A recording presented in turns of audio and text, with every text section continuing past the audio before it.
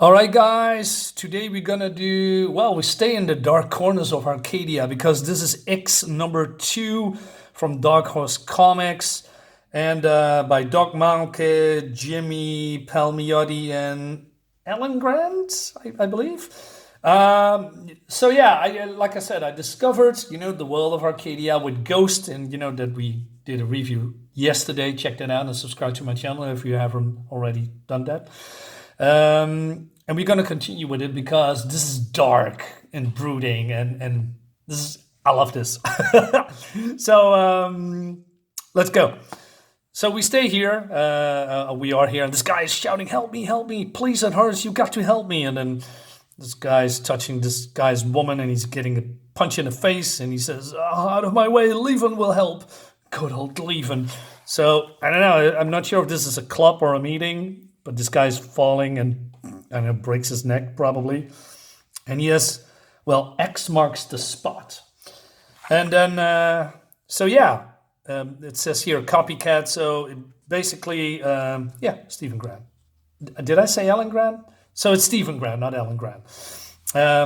So we have cops. And cops in Arcadia, let's say mostly everyone has a dark secret or is corrupt or evil or agendas. And so they are suspecting that X has changed his MO, killing random people and all that stuff, right? So this, officer or chief says maybe he's running a protection record. And then the mayor is here, right?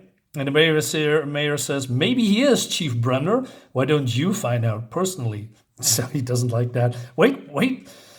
Major Teal, I can put my best man on it. No, you do it. Earn a merit badge. Protection's the job of the police. We don't want him cutting on your action, do we? Consider it an order. So, Birch, you heard the mayor. Let's go. And we have also an assistant that comes in a little bit later. Birch also.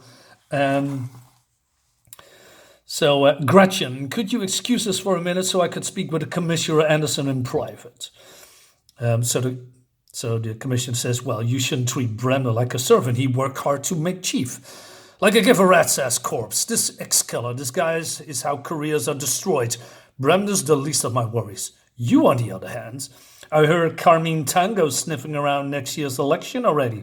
So Carmine Tango is the guy that we saw in number 1. I'm going to talk about him a little bit later because I can imagine there's a lot of players in town. And there is some summary at the end of the book explaining who these people are a little bit. That's pretty neat, actually. So you can check that out.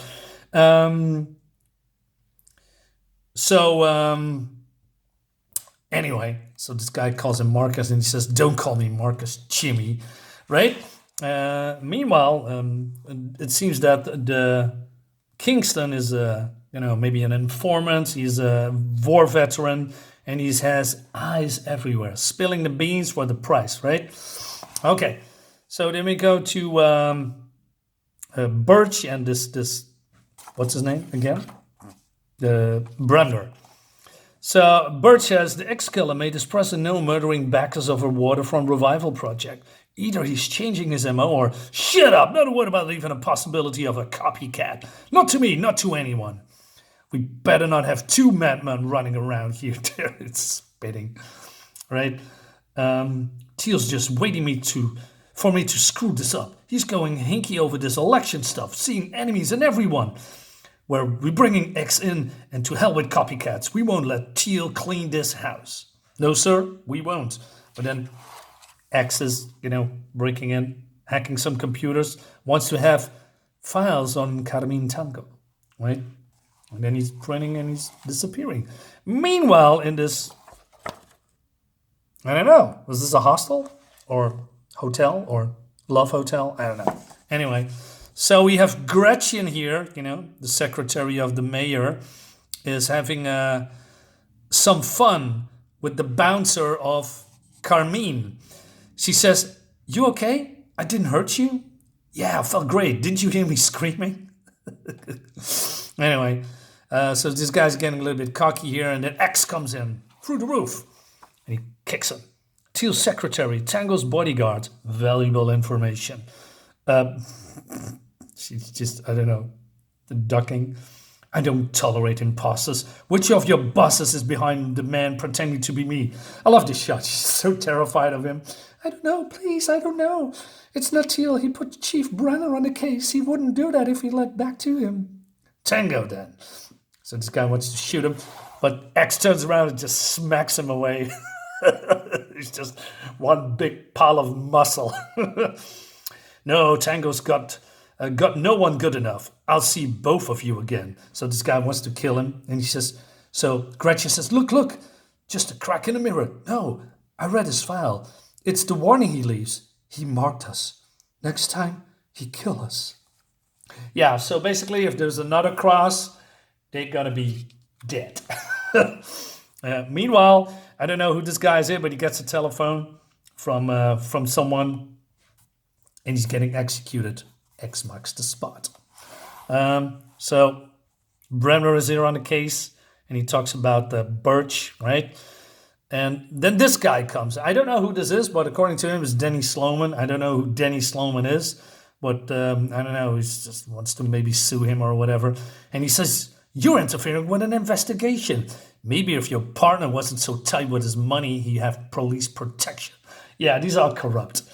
Maybe you should pick up his slack. Sounds like a good idea. You never know who's the killer is working for. You know what I mean? So then this guy comes in. It was the police. The police must killed him, right? So Bremner pulls a gun at him.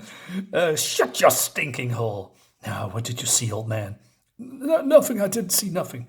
Right, you didn't see nothing. Now go away. Don't let me catch you around again, any of you. Next time I pull the trigger. I can do that in this town. Filthy, stinking bums making my skin crawl living like that. Get me out of here, Birch. The place needs disinfecting. Bremner, I'll be watching for you, Bremner. So this is, I believe, the real X, right? And then, I don't know, we see an execution. And it says, Grandma, Jeffrey, how could you do it, Grandma? Your own son-in-law. I don't know what he means with that, but he shoots him. And she's dead. He's getting a heart attack. And he said, what's with the paint? Well, maybe she was marched, right? This is a little bit... I mean, I've read the comic, right? And this doesn't explain anything. It seems that he's just kill random people for fun or something. I'm not entirely sure, right? So this whole dialogue doesn't make any sense. Well, there's no connection to this dialogue. We don't see it again, so it's just something random. Yeah, that took me a little bit out of it. I was more believable if he just, I don't know, kills random people and get out of here, right? Instead of, doing something like that. Anyway... So Bremner comes and he's bonking on the door and he says, Birch, wake up. Why don't you answer your damn phone? We got another one, an old lady. There's witnesses this time. It's just happened. Birch, are you in there? And he's just opening up. And so he says, Birch? Oh, no. Oh, no, what the hell? What are you doing here? You're the ex-killer. I hope you got an eyeful. So, yeah. So his partner in crime is the copycat. He says, can't kill you with a pistol, can't get an X out of it, must be something. He says, why? This'll do, chop you into pieces and rearrange you on a highway somewhere. A giant X, what do you say? My daddy died in prison last year, a month before they were due to execute him. Of course, we have different surnames. Mom remarried right after he was convicted. 20 years he rotted in there, all because he had a good idea. Good enough. Some people were willing to frame him for murder to get it. Then the detectives on the case took a big bribe to suppress evidence that would have cleared him, and payoffs ever since. Oh God. I've been waiting to make them pay, and then this ex-killer showed up, and then it occurred to me, if the ex-killer could be anyone, then anyone could be the ex-killer. So maybe he's talking about, the cop here, right? That he's worked hard to get on top, and he wants to get a revenge on this. I mean, that's a good argument, right? So he says wrong and stupid. No, you're the one stupid. And basically, he wants to work together, and because he knows people, and he wants. I mean, you want vengeance and justice. I can give you all. In Arcadia, things comes with a price. My daddy, they paid the price. We don't need you anymore. This guy's crazy, by the way. So he says, when I was a boy, after they took my daddy away, I had a dream. A dark angel descended on Arcadia, meting out justice with a swift and deadly sword.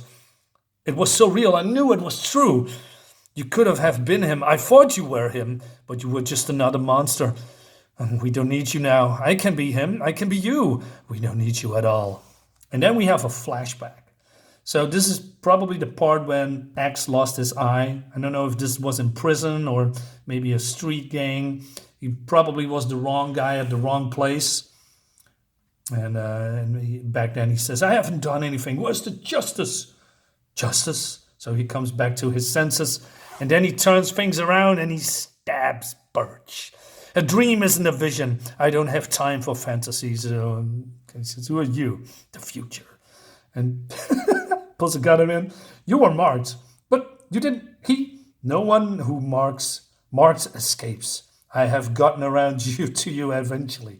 So yeah, I like this. So I didn't see this coming because I thought you just wouldn't let him go or something. But you know, it doesn't matter. You're marked, you're done. Doesn't matter if you're a good guy or a bad guy.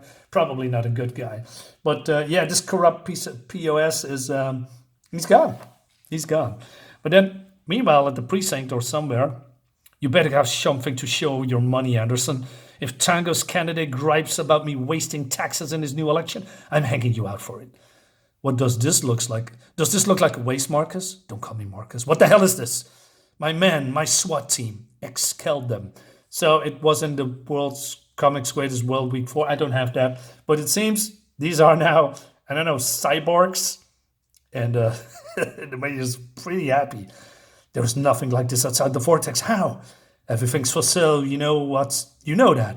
What's important is X can kill them again. His days are numbered.